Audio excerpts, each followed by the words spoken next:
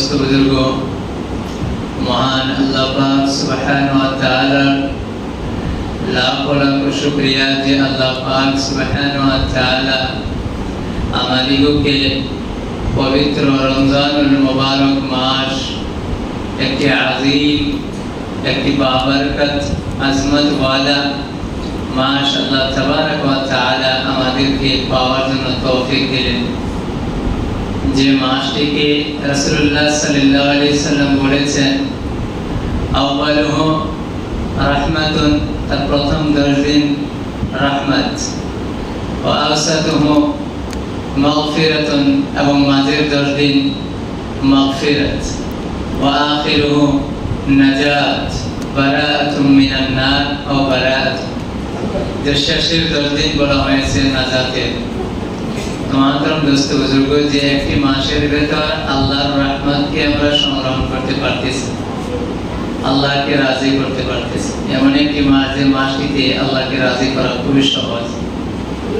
সেই মাসটি হলো পবিত্র রমজানের প্রথম 10 দিনে আল্লাহকে রাজি করতে হবে।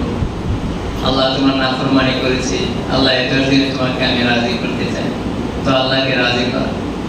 যখন আল্লাহ রাজি হয়ে গেলেন, আল্লাহ পবিত্র কালামুল্লাহ পাকে বলেন যার উপর আমি রাজি হয়েছি সে গুনাহগার কি করে থাকতে পারে। আল্লাহ বলেন قل إن كنتم تحبون الله فاتبعوني يحببكم الله ويغفر لكم ذنوبكم والله غفور رحيم। আল্লাহ বলেন প্রিয় নবীজি আপনি বলে দিন যদি কেউ আমি আল্লাহর সঙ্গে প্রেম ভালোবাসা করতে চায় সে যেন আপনি নবী সাল্লাল্লাহু আলাইহি সাল্লামের সুন্নাতের অনুসরণ করে। আর যখন সে আপনার সুন্নাতের অনুসরণ করবে আপনি বলে দেন যে আল্লাহ পাক সুবহানাহু ওয়া তাআলা স্বয়ং নিজে তাকে ভালোবাসেন। সুবহানাল্লাহ, সুবহানাল্লাহ। আর আল্লাহ যাকে ভালোবাসবেন, আল্লাহ বলেন আমি যাকে ভালোবাসবো, যাকে আমার বন্ধু বানিয়ে নিব, সে দাগী হবে, সে মুজরিম হবে, এটা আমি পছন্দ করতে পারি না। সুতরাং বলে দাও ওয়ায়াগফির লাকুম যুনুবাকুম। সুবহানাল্লাহ। আল্লাহ বলেন তার বিগত যেতে গিয়ে সকল গুনাহ সময় মাফ করে দেন। সুবহানাল্লাহ।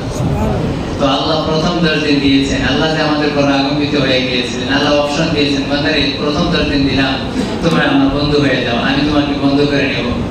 সুতরাং প্রথম 10 দিনে আল্লাহর ইবাদত করে তওবা ইস্তিগফার করে আল্লাহকে রাজি করে নাও। আল্লাহ যখন রাজি হয়ে গেল, আল্লাহ আমাদের বন্ধু হয়ে গেল, আল্লাহ বলেন বান্দা আমি তোমাদের দাগি থাকতে দেব না, আমার বন্ধু দাগি থাকুক, আমার বন্ধু কোন প্রকারের গুনাহগারে থাকুক, আমি সেটা পছন্দ করি না। তারপরে বলতেছেন বান্দারে আবার তোমাদের আরো 10 দিন দিলাম, যে 10 দিনে তোমার সমস্ত গুনাহকে মাফ করে দেব। সুবহানাল্লাহ। আল্লাহ বান্দার জীবনের সমস্ত গুনাহগুলিকে মাফ করে দেন। এবার যে বান্দাকে আল্লাহ মাফ করলেন তাকে যে আল্লাহ শাস্তি দিবেন, আল্লাহ বলেন এটা হতে পারে না, এটা হতে পারে না। যাকে আমি বন্ধু করে নিলাম, যাকে আমি আমার বন্ধু বানানোর পর মাফও করে দিলাম, আমি যে তাকে শাস্তি দিব এটা হতে পারে না। সুতরাং আল্লাহ বলেন শেষের 10 দিন দিলাম তোমাদেরকে আমার আযাব থেকে, কবরের আযাব থেকে, জাহান্নামের আযাব থেকে আমি আযাব দিয়ে দেব। সুবহানাল্লাহ। মাত্র দোস্ত বুজুর্গ এমন একটি মাস আল্লাহ দিয়েছেন যে মাসে আল্লাহ আমাদের বন্ধু করে নেন, আল্লাহ আমাদের গুনাহ সময় মাফ করে দেন, এবং আল্লাহ পাক সুবহানাহু ওয়া তাআলা আমাদের সকলকে জাহান্নাম থেকে আল্লাহর আযাব থেকে নাজাত দিয়ে দেন। সুবহানাল্লাহ। এমন একটি মাস আল্লাহ দিয়েছেন, আল্লাহর প্রশংসা করি আলহামদুলিল্লাহ। মাত্র দোস্ত বুজুর্গ এই মাসটি আমাদেরকে দিয়েছেন, এই মাসটিতে আল্লাহ কিছু করণীয় কাজ দিয়েছেন। আল্লাহ সর্বপ্রথম আমাদের দিয়েছেন যে ইয়া আইয়ুহাল্লাযীনা আমানু কুতিবা আলাইকুমুস সিয়াম, আমার বান্দারা এই মাসটিতে আমি তোমাদের উপর রোজাকে ফরজ করেছি, তোমাদের উপর রোজাকে ফরজ করেছি। যে বান্দা রোজা রাখবে আমি আল্লাহ স্বয়ং নিজে হাতে তার নেকি তার বদলা আমি দেব। সুবহানাল্লাহ। মাত্র দোস্ত বুজুর্গ যে বান্দা রোজা রাখবে সকল ইবাদতের বদলা ফেরেশতা দ্বারা আল্লাহ দিবে। নামাজ পড়ে যে আমার বান্দা ফেরেশতা যাও এই বদলা আমার বান্দাকে দাও, আমার বান্দা যাকাত দিয়েছেন এর বদলা ফেরেশতাকে হুকুম করবে দাও, এটার সওয়াব আমার বান্দাকে দাও। হজ করেছে আল্লাহ বলেন বান্দাকে সওয়াবটা দাও, আল্লাহ বলেন রোজার সওয়াব কোন ফেরেশতা দ্বারা নয়, স্বয়ং আমি নিজে আল্লাহ দেব। সুবহানাল্লাহ। কারণ এই জন্য মানুষ নামাজের ভিতরে রিয়াকারি করতে পারে, মানুষ হজের ভিতরে রিয়াকারি করতে পারে, মানুষ যাকাতের ভিতরে রিয়াকারি করতে পারে, রোজার ভিতরে কোনো প্রকারের রিয়াকারি করতে পারে না। রোজা ওই বান্দাই রাখে যে বান্দা আসলে আমাকে ভালোবাসে। সুবহানাল্লাহ। সুবহানাল্লাহ। মুখের ভিতরে আমি পানি নিচে গিলে ফেলে কেউ বলতে পারবে? শুধু বলতে পারবে কে? এক আল্লাহ। যদি কোনো বান্দা মুখে কুলি করতেছে পানি গিলতেছে না কার প্রেমে? শুধু আল্লাহর প্রেমে, আল্লাহর মহব্বতে গিলতেছে না, আমি অনাহার হয়েছি আল্লাহর প্রেমে আমার আল্লাহকে রাজি করার জন্য। সুতরাং আল্লাহ বলেন আমি স্বয়ং নিজের হাতে তার বদলা আমি দেব। সুবহানাল্লাহ। আমাদের দোস্ত বুজুর্গ, এই মাসটিতে আমরা অনাহার থেকে নিজের দিলটাকে দমন করা। আল্লাহ বলেন লাআল্লাকুম তাত্তাকুন, যেন তোমরা আল্লাহকে দেখে ভয়খানেওয়ালা হয়ে যাও। অর্থাৎ আমাদের দিলে যেটা চাইতেছে সেটা দিলকে দেওয়া যাবে না। এই দিলকে ভঙ্গ করা, এই দিলকে টুটে ভেঙে চুরমার করে দেওয়া, নফসানি খায়শাত যেগুলো আছে আমাদের অন্তরে, যেগুলো চাওয়া আছে, যত খায়শাত আছে সেটাকে দমন করে দেওয়ার নাম হলো রোজা। আর রমজান বলা হয়েছে পুরে সারকার করে দেয়, অর্থাৎ গুনাহ সময়কে পুরে সারকার করে দেয়। যাই হোক, পবিত্র রমজানুল মুবারক মাসে আমাদের নেক আমল করতে হবে, বেশি বেশি ইবাদত করতে হবে, বেশি বেশি নামাজ পড়তে হবে, তারপর বেশি বেশি করে দান খয়রাত করতে হবে। আমি জোহরাতের একটি হযরতে আব্দুর রহমান বিন সুদাইস দামাত বরকাতুল আলিয়া, পবিত্র খানা কাবার শ্রেষ্ঠ ইমাম, সর্বোচ্চমান ইমাম, যিনি বড় ইমাম, তিনি বলেছেন আখিরি আশরাতে তিনটি কাজ বেশি বেশি করা। তার মধ্যে থেকে এক নম্বর হলো বেশি বেশি দান খয়রাত করা। কোন বান্দা যদি একবার দান করলো, সে ৭০,০০০ বছর দান করলে যে সওয়াব পাইতো সে সওয়াব পাইতে পারে। সুবহানাল্লাহ। যে বলেন যে এই রমজানের প্রত্যেকটি রাতে, আখিরি আশরাত প্রত্যেকটি রাতে বা প্রত্যেক দিন 2 রাকাত করে নফল নামাজ পড়া, একবার যদি সে নফল নামাজ পড়লো তাহলে এমন হয়ে যাবে যে ৭০ বছর যাবতীয় সে নফল নামাজ পড়তে থাকলো। সুবহানাল্লাহ। বলছেন এই রাত্রিতে কমসে কম 3 বার করে সূরাতুল ইখলাসকে তিলাওয়াত করা। বলে কেন? সূরা ইখলাস 3 বার তিলাওয়াত করলে একবার কোরআন খতমের সওয়াব পাওয়া যাবে। সুবহানাল্লাহ। তাহলে সে ৭০ বছর সে কোরআন খতম করলো, সেই সওয়াব সে পাইতে পারে। সুবহানাল্লাহ। বলে কেন? বলে আখিরি আশারের ভেতরে শবে কদর যায়, বেজোড়া রাত্রিতে। রাসূলুল্লাহ সাল্লাল্লাহু আলাইহি সাল্লাম বলেছেন আখিরি আশারা শেষ 10 দিনের যেটা 20 রোজা যাওয়ার পর যেটা 21 রাত শুরু হবে, সেটা থেকে তোমরা শবে কদরকে তালাশ করো। 21 রাতে, 23 রাতে, 25 রাতে এবং 27 রাতে এবং 29 রাতে তোমরা কি করো? শবে কদরকে তালাশ করো। এর মধ্যে থেকে যে কোনো একটি রাত্রিতে শবে কদর যায়।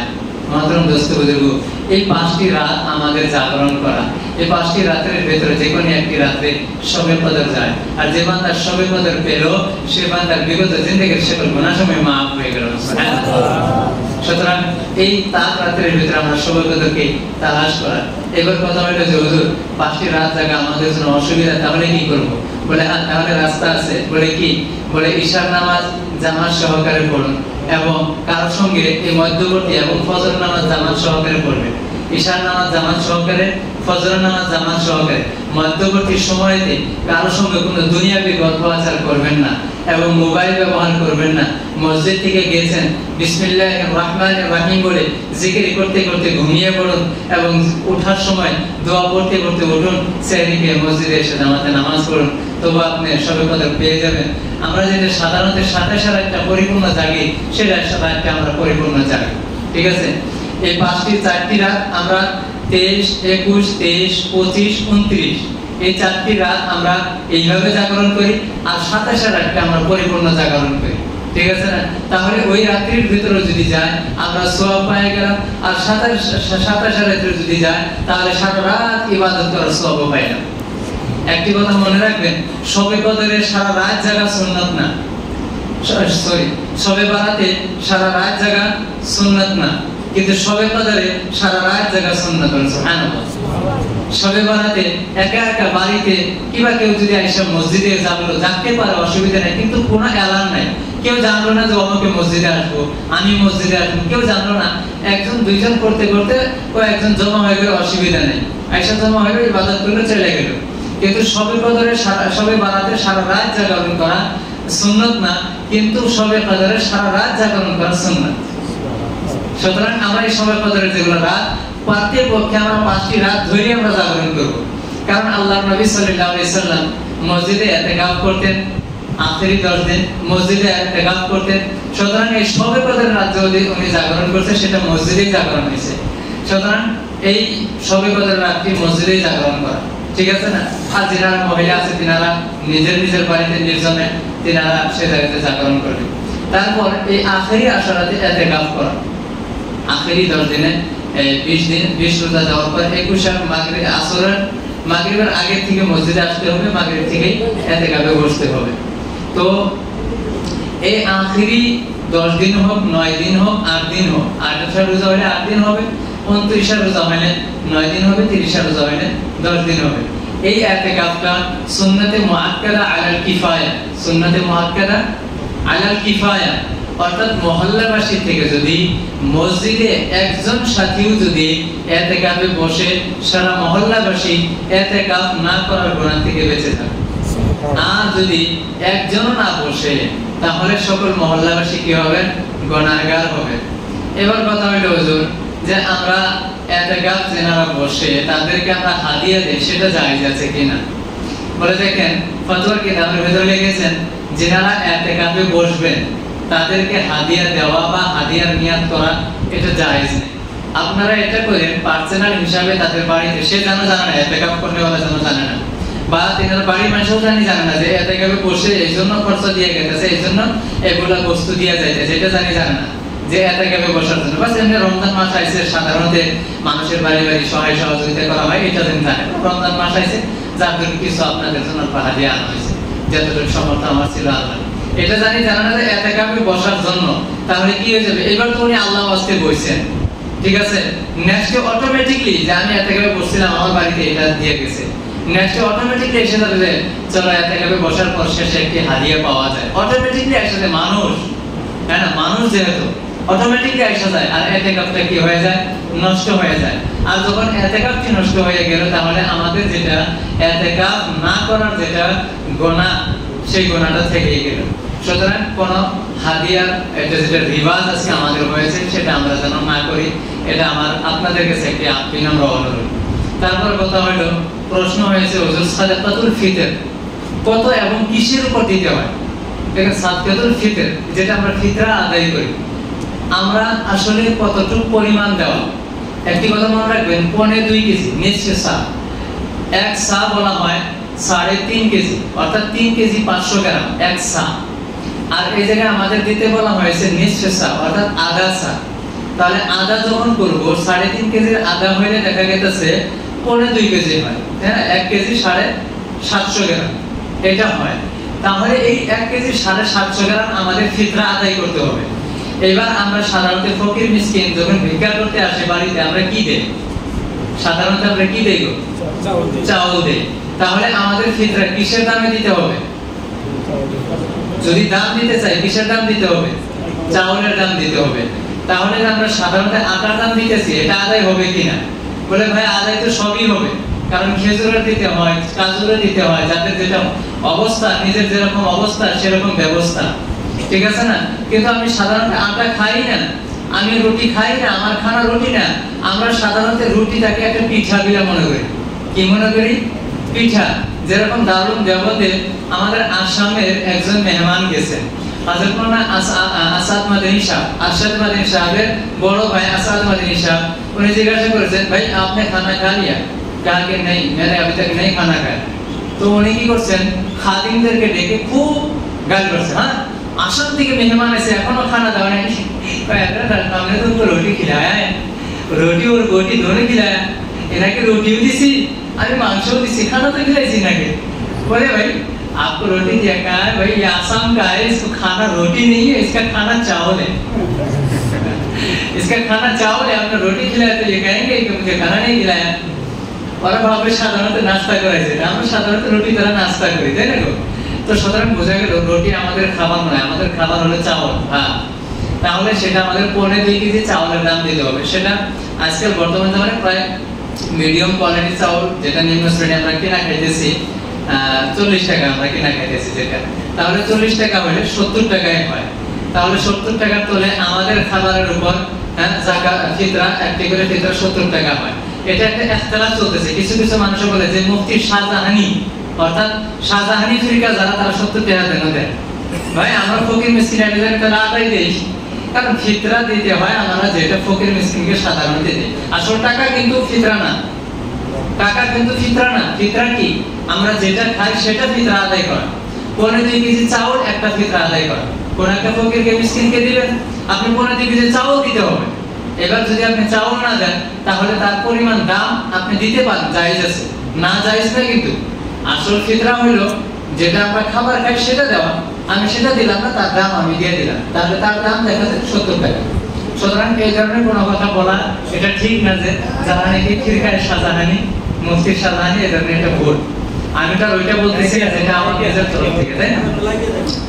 তারপরে দ্বিতীয়ত হলো যে ফসলের উপর যে আমরা যাকাত দেই, যেমন সাধারণত আমরা ধানের উপর যাকাত দেই, তাই না? ধানের যাকাত বাদ করি, কি শুধুমাত্র ধানেরই যাকাত দিতে হয়, না আমরা যত ধরনের আবাদ করি সমস্ত যাকাত দিতে হয়? যাকাত তো বন্ধুরা সবকিছু দিতে হবে, সবটারই যাকাত দিতে হবে। আমি পাট করছি, পাটেরও যাকাত দিতে হবে। আমি কপি কাটছি, কপিরও যাকাত দিতে হবে। বাগান করছি, বাগানেরও যাকাত দিতে হবে। আমার যেটা তাল আমি আবাদ করি, সবটারই যাকাত আমাদের দিতে হবে। এবার আমাদের যাকাত কখন দিতে হবে? আমাদের কিন্তু ওসর নাই, এটা মশলা জেনে রাখবেন। ওসর যে আমরা দিই, ওসর করে কোনো বস্তু যদি আমরা দেই, আমাদের যাকাত আদায় হবে না। আমাদের কোনো ওসর নেই, আমরা যেটা ফসল আমরা আবাদ করি, সে আবাদের মধ্যে থেকে আমার যাকাত, যে আমরা অগ্রিম যাকাত দিতেছি, লগে লগে দিয়ে দিই, যে আবাদ করছি যাকাত বাই করে দিলাম। আপনারা আপনাদের যেটা ধান আছে, ধানের মধ্যে 2.5%, 1 কুইন্টালের ভিতর থেকে কয় কেজি? 2.5 কেজি। 1 কুইন্টালে 2.5 কেজি ধান আপনি বাই করে দিবেন, এটাই যাকাত। ওসর দিতে গেলে আপনাকে দিতে হবে 1 কুইন্টালের ভিতরে 10 কেজি। ওসর দিতে হলে 1 কুইন্টালে 10 কেজি দিতে হবে। কিন্তু আমাদের ওসর নাই, আমাদের কোনো মাটি ওসরি মাটি নাই, এগুলোর ভিতরে যাকাত। তাহলে 2.5 কেজির ভিতরে, 100 কেজির ভিতরে 2.5 কেজি ধান বের করবেন। 100 কেজি কপির ভিতরে 2.5 কেজি কপি অগ্রিম আপনি দিয়ে দিলেন যাকাত। আমি লগে লগে যাকাত দিয়ে ফেলে আমি তারপরে খাবো। কিন্তু আসল যাকাত হয় আমি সারা বছর এই আবাদের থেকে, ফসলের থেকে খাওয়ার পর যেটা জমা থাকবে তার উপর যাকাত। এটা হলো আসল যাকাত, ঠিক আছে? তো অগ্রিম দিয়ে দেওয়াটা আরো ভালো, আল্লাহ তার মালের ভিতরে বৃদ্ধি করে দেবে। একজন বান্দা দুতুরিতে যখন যাকাতের ফাজাইল শুনছে, মাসাইল শুনছে, শোনার পর যুবক চ্যাংরা হয়তো তখন 15, 16, 17 বছর বয়স এরকম হবে, সে বান্দা বলেন আমি সামনের বছর যাকাত দিমই, আমি যাকাতের মালিক হমই। ও প্রচুর মেহনত করে 40,000 টাকা, ওই সময় ছিল 40,000 টাকা কাগজে জমা থেকে যাকাত করা যায়। সে বান্দা টাকা কামাইছে, তার সর্বপ্রথম ইনকামের যেটা ও যাকাত দিছে 5,000 টাকা। সুবহানাল্লাহ। এই বছর, যাওয়া বছর 5,000 টাকা যাকাত দিছে, এই বছর কমসে কম 30,000 টাকা যাকাত দিছে। সুবহানাল্লাহ। আর মাল বাড়ছে না কমছে? তার জজবাত, আল্লাহ পাক রব্বুল আলামিন ঈমান দেখে যে বান্দার জজবাত, যাকাত দেওয়ার জজবাত কি আমার প্রেমে সে যাকাত দিবে। যাকাতের যখন ফজিলত শুনছে, আল্লাহ তার মালকে আর বাড়িয়ে দিয়েছে। সুবহানাল্লাহ। যে বান্দা ধনী হইতে চায় সে যেন যাকাত দেয়, পাই টু পাই যেন যাকাত আদায় করে। যে আমার বাড়িতে গহনা গাঁটি আছে। আচ্ছা, আরেকটা কথা মনে পড়লো, শুধুমাত্র ব্যবহারিক বস্তু একটাই আছে যার উপর যাকাত হয়, সেটা হলো গয়না গাঁটি। আর ব্যবহারিক কোনো বস্তুর উপর যাকাত হয় না, শুধু গয়না গাঁটির উপর যাকাত হয়। এবার যদি খালি সোনা আছে, গয়না, রূপা নাই, বা সে বান্দির টাকাও নাই, শুধু সোনা আছে, তাহলে সোনার গয়না যদি হয়, খালি সোনার গয়না হলে 7.5 তোলা হওয়া লাগবে। কতটুকু? 7.5 তোলা, তবে যাকাত খরচ হবে। আর যদি সোনা নাই, খালি রূপার গয়না আছে, টাকাও নাই, সোনাও নাই, খালি রূপা আছে, তাহলে 52.5 তোলা হওয়া লাগবে, তবে যাকাত খরচ হবে। এবার দেখা গেল 7.5 তোলা সোনাও নাই, 52.5 তোলা রূপাও নাই, কিছু সোনা আছে, কিছু রূপা আছে, কিছু টাকা আছে। তাহলে আমরা এখন এটার বর্তমানে এর দাম কি, এটা যদি দেখি 44,625 টাকা হয়, তাহলে এই গয়না গাঁটির উপর যাকাত ফরজ হয়েছে। কিছু সোনা, কিছু রূপা, কিছু টাকা আছে, পরিমাণে মিলাই দেখি 44,625 টাকা হয়েছে, তাহলে যাকাত ফরজ হয়েছে। উর্দু হয়েছে তবুও যাকাত ফরজ, কম হয়েছে যাকাত ফরজ হয়নি, তাহলে এটারও যাকাত দিতে হবে। আমরা যদি যাকাত না দিই, আবু দাউদ শরীফের ভিতরে, আমি শুধু প্রথমে হাওয়ালা বলি, হযরত আম্মা আয়েশা রাদিয়াল্লাহু তাআলা আনহা থেকে যে হাদিস বর্ণনা আছে, সেটা হলো আবু দাউদ শরীফের 1 নম্বর খণ্ড 244 নম্বর হাদিস। সেটাতে হযরত আয়েশা রাদিয়াল্লাহু তাআলা আনহা একটি হাতের একটি, ওনাদের ভাষা উর্দুতে বলা হয় যেটাকে ছাল্লা বলা হয়। কি বলা হয়? ছাল্লা। সাধারণত আমাদের যুবকেরা একটা যে কিপিং দেয়, ওটা ব্রেসলাইট, হ্যাঁ ব্রেসলাইট, হ্যাঁ না, এই ধরনের একটা লোহার যে গায়ে মুসলিমেরা পিনে না, সেই কারণে ধরনের একটা সাজানোর জন্য, স্ত্রী স্বামীর জন্য সাজা, এটাও ইবাদত। উনি হুজুরকে রাজি করানোর জন্য সোনার একটি ওই ধরনের ছাল্লা বানিয়েছে, বানানোর হাতে দিছে। হুজুর বলেন এটা কি? বলছেন হুজুর আপনাকে রাজি করার জন্য আমি খুব সুরতি হয়েছে, সুন্দর হয়েছে, যেন আপনি রাজি হন, আপনি যেন খুশি হন। বলছেন এটার কি তুমি যাকাত দাও? তুমি যে হাতে এটা পরেছো, এটা কি যাকাত দিছো? বলেন হুজুর দেই নাই। বলে তোমাকে এটা জাহান্নামে নেওয়ার জন্য যথেষ্ট। বলেন নাউজুবিল্লাহ, তোমাকে জাহান্নামে নিয়ে যাওয়ার জন্য এটা যথেষ্ট। আবু দাউদ শরীফের 1 নম্বর খণ্ড 244 নম্বর হাদিস। আরেকটি খাতুন হুজুর সাল্লাল্লাহু আলাইহি ওয়াসাল্লামের দরবারে হাজির হয় নিজের একটি কন্যাকে সঙ্গে নিয়ে। সেই কন্যার হাতে স্বর্ণের দুইটা চুড়ি, দুই হাতে। হযরত রাসূলুল্লাহ সাল্লাল্লাহু আলাইহি ওয়াসাল্লাম বলেন, তুমি কি এই স্বর্ণের যাকাত আদায় করেছো? সে মহিলা বলেন যে না। বলেন, তুমি কি এটা পছন্দ করো যে তোমাকে জাহান্নামের মোটা মোটা দুটি কাঙ্গন তোমাকে দানো হোক? বলেন যে না। তাহলে যাকাত আদায় করো। তাহলে কি করো? যাকাত আদায় করো। এটা আহমদ মুসনাদে আহমদের 2 নম্বর খণ্ড 204 নম্বর হাদিস এবং 178 নম্বর হাদিস, এবং আবু দাউদ শরীফের 1563 নম্বর হাদিস, নাসাই শরীফের 2469 নম্বর হাদিস, বাইহাকি শরীফের 4 নম্বর খণ্ড 140 নম্বর হাদিস এই হাদিসটি বর্ণনা আছে।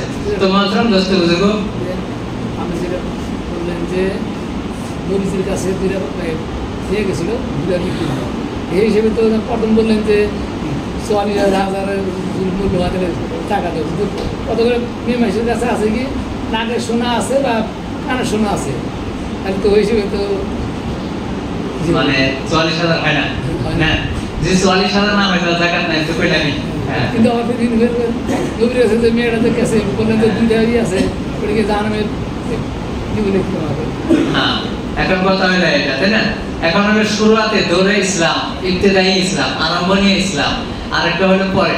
এখন হয়তো ওই সময় যাকাতের নেশাবটা ওইরকম বন্ধ হয়েছিল না, সুতরাং 2 চুলের উপরে যাকাতের কথা কইছে বা একটার উপরে যাকাতের কথা কইছে, তাই না? তো যাই হোক, আর ওই সময় ওনারা যেটা সোনা আর রূপা, অর্থাৎ 52.5 তোলা রূপা আর 7.5 তোলা সোনা, এর দাম বরাবর ছিল ওই সময়। তাহলে সাধারণত যেটা ওনাদের হাতে চুরি ছিল, তাহলে নিশ্চয় হয়তো ওইরকমই হবে যে দুইটা মিলাই হয়তো ওইরকম আন্দাজে পৌঁছে গেছে। হয়তো আরো সোনা রূপা এরকম ছিল, হাতে যদি সোনা ছিল নিশ্চয় কানে রূপা ছিল, নিশ্চয় পায়ে রূপা ছিল, নিশ্চয় গলায় আরো জেবর ছিল। তো যাই হোক, তো এটা হাদিসের দ্বারা আমাদের শুধু এটা দেখা গেল যে ব্যবহারিক গয়নার উপরে কি যাকাত ফরজ, এটাই আমার বলা ছিল। তো যাই হোক মাত্রম দোস্ত বুজুর্গ, আমরা সকলে যারা কি করি, আমরা পাই টু পাই হিসাব করে যাকাত দেওয়ার সময় যেন কৃপণতা না করি। এরকম হয় যে সাধারণত 1, 2 বা 40,000 টাকা বা 1 লাখ টাকা আছে, 2500 টাকা যাকাত দিতে মন বাজে না, 2500 টাকা যাকাত দিতে পারে। 10 লাখ টাকা আছে, 7,500 টাকা, তো সাধারণত বাজে না। কিন্তু যখন দেখে 1 কোটি টাকা, 2.5 লাখ টাকা, মানে আমার বাড়িতে বাসা কি আছে করে এলাম না, এমনি সবসময় টাকা পয়সা থাকে আছে, হঠাৎ করে মানে 7-8 দিন কাম চললো না, খুশি তার জন্য যদি আমি ক্ষেত্রে না দেখি কি হবে। মানে সবাই কাজকর্ম করে কিন্তু হঠাৎ পরিয়ালে টাকা নেই, তাহলে সারা ফিতরা দিব না, তাই না? তাহলে দেখেন, আসলে যদি টাকা নাই, ফিতরা ওই বান্দার ফিতরার জন্য হলানে হল শর্ত না, অর্থাৎ 1 বছর থাকা শর্ত না, বর্তমানে যদি আছে তখন। আর যদি বর্তমান আগে থেকে আমি ধরি, আগে থেকে আমার যাকাত ফরজ, কিন্তু আজকে এসে আমার হাতে টাকা নাই, তবে কিন্তু ফিতরা দেওয়া লাগবে, যাকাত আদায় করা লাগবে, সেটা ভিন্ন কথা। এবার একজন গরিব মানুষ যার আসলে এরকম যাকাত ফরজ হয় নাই, কিন্তু তারও একটা কি মানে ফিতরা দেওয়া, সে কি করবে যে বর্তমান হাতে টাকা নাই, তাহলে তার উপর ফিতরা ওয়াজিব নাই। একটি কথা মনে রাখবে, ফিতরা শুধু টাকা থাকলে ফিতরা না, আমার প্রয়োজনই সারা যেগুলো সামান আছে, যে বাহ্যিক একেবারে সেগুলো না হলে মানুষের জীবন কেটে যায়। কিছু ফার্নিচার আছে, টিভি আছে, কম্পিউটার আছে বা মোবাইল আছে, এটা ছাড়া একটা মানুষের জীবন চলবে। এরকম দামি মোবাইল আছে, এরকম যদি বিক্রি করা হয় তাহলে দেখা যায় এই ফার্নিচার বা এগুলো অপ্রয়োজনীয় বস্তু, যেটা না হলে মানুষের জীবন চলবে, সেগুলো বিক্রি করলে যদি দেখা যায় যে হ্যাঁ 44,625 টাকা হবে, তবুও তাকে কি করতে হবে? ফিতরা আদায় করতে হবে। এটা ভিন্ন কথা যে যাকাত আদায় করা লাগবে না, কিন্তু ফিতরা তাকে আদায় করতে হবে, যেটা অপ্রয়োজনীয়। তাছাড়া ব্যবহারিক বা এই ধরনের বস্তুর উপর যাকাত হয় সাধারণত আমরা যেটা ফার্নিচার বানাইছি, তবে এহতিয়াতান সেগুলোরও যাকাত দিয়ে দিলে আল্লাহর কাছে তার মাকাম বাড়বে। আর কোনো কিছু আছে কি তার জিজ্ঞেস করেন, যদি কোনো কিছু থাকে। আর একটি কথা, যে এতেকাবদের মোতাকিব ভাই একজন আমাকে প্রশ্ন করেছিল, জানেন আমার একটা গাড়ি আছে, যে গাড়িটা কি আমি রানিং চালাইতেছি, আপনার ওটা যাকাত দেওয়া লাগবে? আপনি নিজে যদি চালাইতেছেন আপনি, তাহলে ওটা যাকাত নাই, কিন্তু ওটার ইনকাম যদি করেন তাহলে ওটার ইনকামের উপর যাকাত হবে। গাড়ি যেটা কিনছেন ওই টাকার উপর যাকাত হবে, গাড়ির ইনকামের উপর যাকাত হবে। তো এতেকাবের একটা বলতেছিলাম যে এতেকাবে যারা বসছে সাধারণত আমরা যারা নামাজ পড়বার আসার পর মুতাকিবিন ভাইদের সাথে গল্প করি, হ্যাঁ না? তো এটা প্রশ্ন করছে হুজুর এটা কিরকম? ওরা গল্পটা ওনাদের সাথে করবেন না, ওনাদের এক নম্বরে ডিস্টার্ব হয়, দ্বিতীয়ত ওনাদের এতেকাবটা খারাপ হয়। ওনারা নির্জনে বসছে, ওনাদেরকে আল্লাহ চিল্লা করতে দেন, আল্লাহর ধ্যান পয়দা করতে দেন, সর্বদা ওনারা আল্লাহ চিল্লা করবে। হ্যাঁ, কেউ যদি কোনো আলিম ওলামা তিনাকে গিয়ে যে এমন একটা ওয়াজিফা আছে অল্প করলে সওয়াব বেশি, এরকম যদি ওয়াজিফা কয়ে তার থেকে এসে করে অসুবিধা নেই, ঠিক আছে না?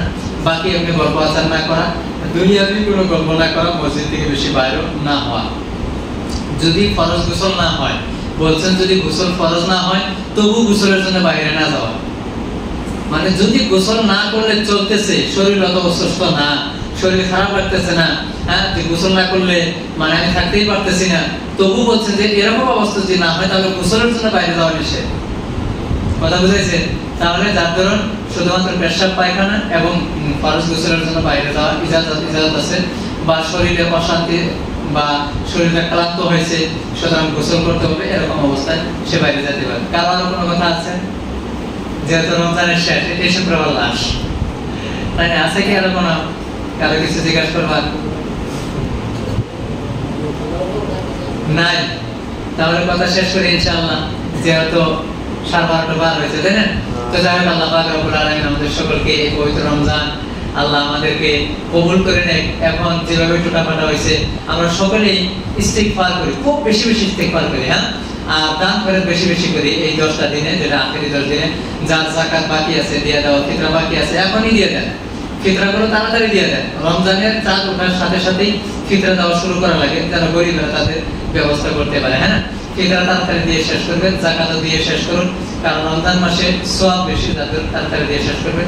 এবং কিছু কিছু সাদকা করবেন। আমাদের সাধারণত যাকাত যাদের নাই তারা কিছু কিছু আমরা সাদকা করে দেওয়া যায়, এই মাসটিতে বেশি বেশি দান করলে আল্লাহ তাআলা আমাদের জাহান্নাম থেকে নাজাত দিবে, তাই না? যদি কিছু কিছু সাদকা করবেন, দান করবেন, দান করে আল্লাহর কাছে তওবা করবেন, আর এটা দোয়া করবেন, আল্লাহুম্মা আজিরনা মিনান নার, আল্লাহুম্মা আজিরনা মিনান নার, আল্লাহুম্মা আজিরনা মিনান নার, আল্লাহুম্মা ইন্নী আসআলুকা জান্নাতাল ফিরদাউস ওয়া আউযু বিকা মিনান নার। যদি আরবিতে মুখস্থ না হয় তাহলে বলবেন, আল্লাহ তুমি আমাকে জাহান্নাম থেকে জাহান্নামের আযাব থেকে আমাকে মুক্ত দাও এবং জান্নাতুল ফিরদাউস আমাকে দান করো। আল্লাহ তুমি আমাদের উপর রাজি হয়ে যাও। বেশি বেশি কান্নাকাটি করেন এই 10টা দিনে, ঠিক আছে না? ইনশাআল্লাহ আল্লাহ আমাদের সকলকে বেশি বেশি আমল করার জন্য তৌফিক দেয়।